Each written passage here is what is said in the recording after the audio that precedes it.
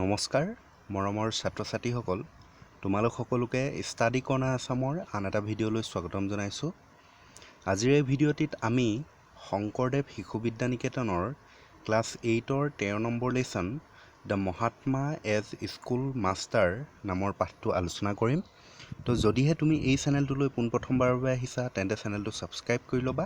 আৰু কাষতে থকা বেল আইকনটো প্ৰেছ কৰি দিবা যাতে এনে ধৰণৰ ভিডিঅ'সমূহৰ নটিফিকেশ্যন সময়মতে পোৱা। তেন্তে আহা আজি আমি তোমালোকৰ 13 number lesson the Mahatma as school master পাঠটো আলোচনা কৰোঁ।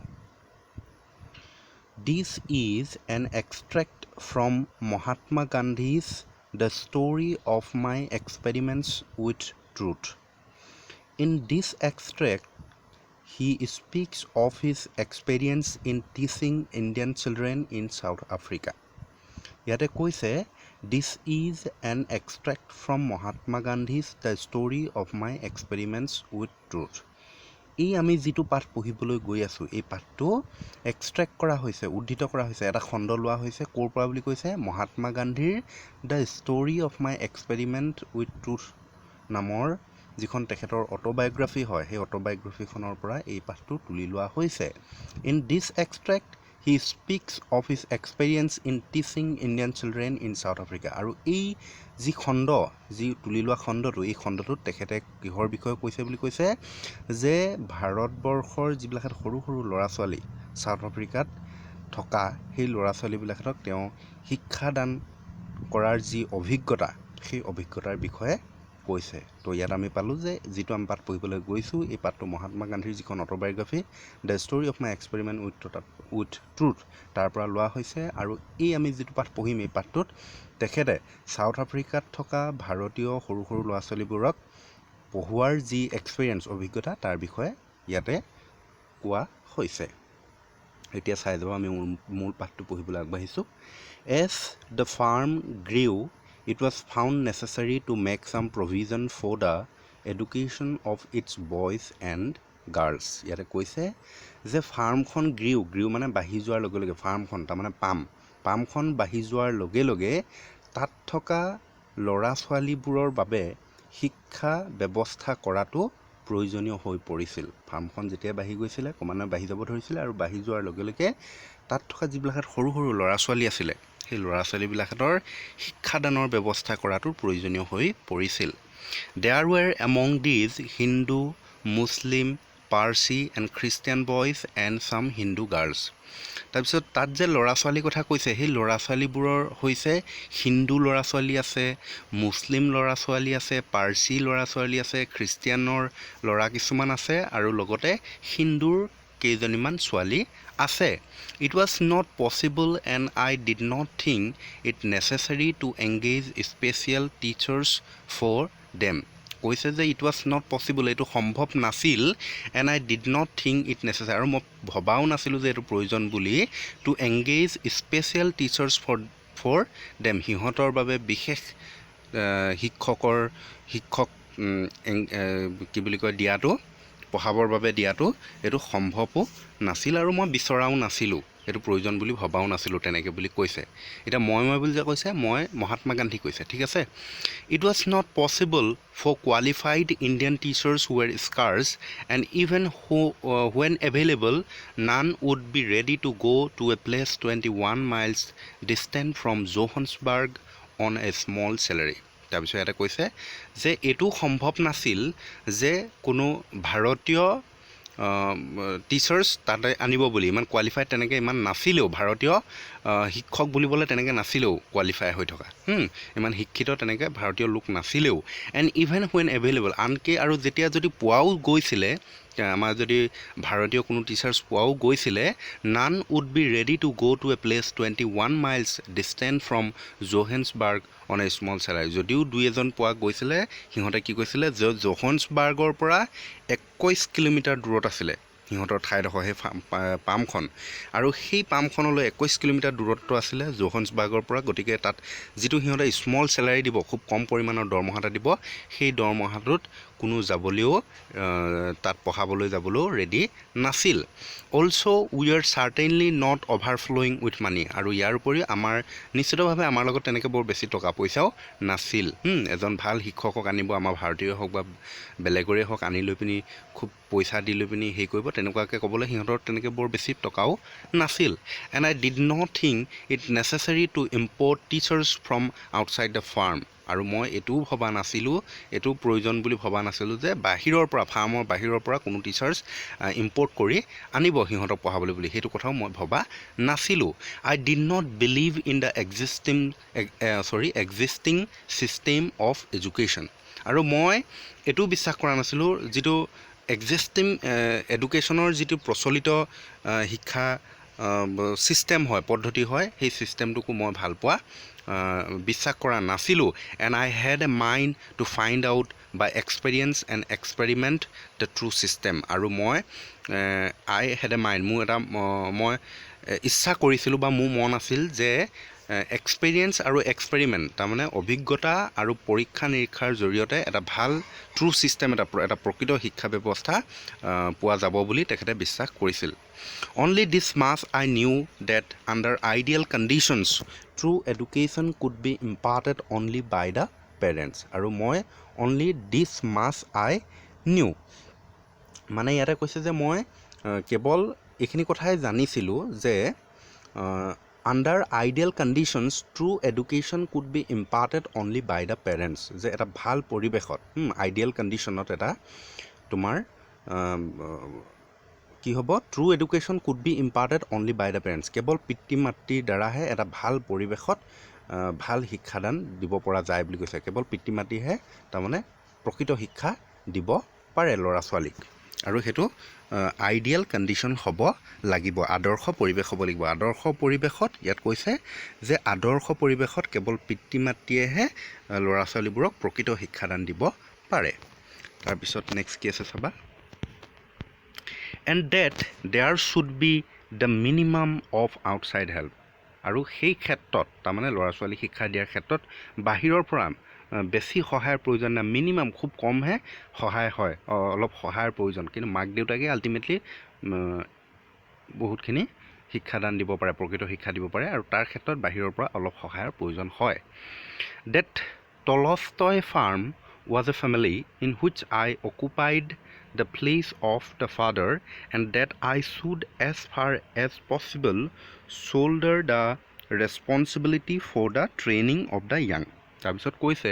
যে টলষ্টয় ফাৰ্ম, এই যে প্ৰথম কথাতে যে প্ৰথম লাইনটোতে ফাৰ্ম এখনৰ কথা কৈছিলে, সেই ফাৰ্মখনৰ নাম হৈছে টলষ্টয় ফাৰ্ম। আৰু সেই টলষ্টয় ফাৰ্মখনত যিমানবিলাকেন মানুহ আছিল, সেই মানুহবিলাকেন এটা পৰিয়ালৰ গতে আছিল, এই ফেমিলি, এটা পৰিয়াল নিচিনা হৈ আছিল। In which I occupied the place of the father, য'ত মই পিতৃৰ গতে স্থান পাই আছিলোঁ, পিতৃৰ দৰে হৈ আছিলোঁ বুলি কৈছে। সেই গোটেই যিটো টলষ্টয় ফাৰ্ম হয়, তাত যিমানখিনি মানুহ আছে, সেই মানুহখিনিৰ মাজত মহাত্মা গান্ধীয়ে কি হৈ আছিলে, পিতৃ স্থান পাই থকা গতে আছিলে, পিতৃ নিচিনা গতে হৈ আছিলে। And that I should as far as possible shoulder the responsibility for the training of the young, আৰু সেইকাৰণে কি হৈছিলে যে যিমান দূৰ সম্ভৱ মই সেই ল'ৰা ছোৱালীবিলাকক শিক্ষাদান কৰাৰ ক্ষেত্ৰত তাৰ দায়িত্বটো কান্ধ পাতি লৈছিলোঁ বা ল'বলগীয়া হৈছিল। The conception no' doubt was not without its flaws, আৰু কি কৈছে যে তাৰ যিটো কনচেপশ্যন আছিলে, তেখেতৰ যিটো ধাৰণা আছিলে, সেই ধাৰণাটো যে সম্পূৰ্ণ শুদ্ধ আছিল তেনেকুৱা নহয়, তাত কিছুমান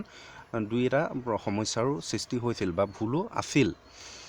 All the young people had not been with me since their childhood, ইয়াতে কৈছে যে তাত যিমানবিলাকে ল'ৰা ছোৱালী আছিল, সেই ল'ৰা ছোৱালীবিলাকে ল'ৰালি কালৰে পৰা মোৰ লগত থকা নাছিল। They had been brought up in the different conditions and environments, সিহঁত সকলোবিলাকে ল'ৰা ছোৱালীয়ে বিভিন্ন পৰিৱেশ, বিভিন্ন অৱস্থাত ডাঙৰ দীঘল হৈছিল। and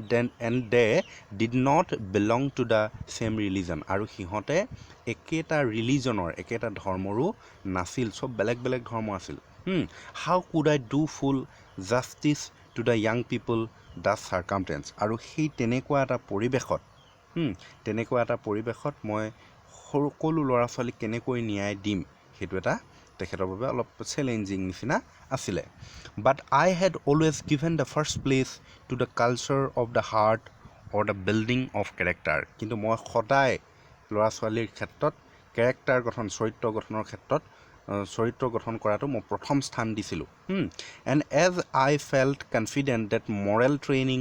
could be given to all alike no matter how different their ages and their upbringing, I decided to live amongst them all the 24 hours of the day as their father. Yet কৈছে and as I felt confident that moral training could be given to all alike. আৰু মই এটা কথা confidently বিশ্বাস কৰিছিলোঁ কি বুলি কয় এটা কথা অনুভৱ কৰিছিলোঁ যে কি যে সেই সকলো ল'ৰা ছোৱালীবোৰকে মৰেল ট্ৰেইনিংটো একেলগতে দিব পৰা যায় নৈতিক শিক্ষাটো দিব পৰা যায় যিটো সকলোৰে বাবে একেই হয় নৈতিক শিক্ষাটো no' matter how different their ages and their upbringing আৰু তাৰ ক্ষেত্ৰত কোনো মেটাৰ নকৰে যে তেখেতৰ সেই ল'ৰা ছোৱালীবিলাকৰ বয়স কিমান বা তেওঁলোক কেনেকৈ ডাঙৰ দীঘল হৈছে সেই কথাবিলাকে মেটাৰ নকৰে মৰেল ট্ৰেইনিংটো চবৰ কাৰণে একেই হয় I decided to live amongst them all the 24 hours of the day as their father আৰু মই ডিচাইড কৰিছিলোঁ কি বুলি কয় সিদ্ধান্ত লৈছিলোঁ যে সেই সকলো ল'ৰা ছোৱালীবিলাকৰ মাজত মই 24 ঘণ্টাই তেওঁলোক সিহঁতৰ দেউতাকৰ লগতে 24 ঘণ্টা সময়ে মই সিহঁতৰ লগতে কটাম I regarded character building as the proper foundation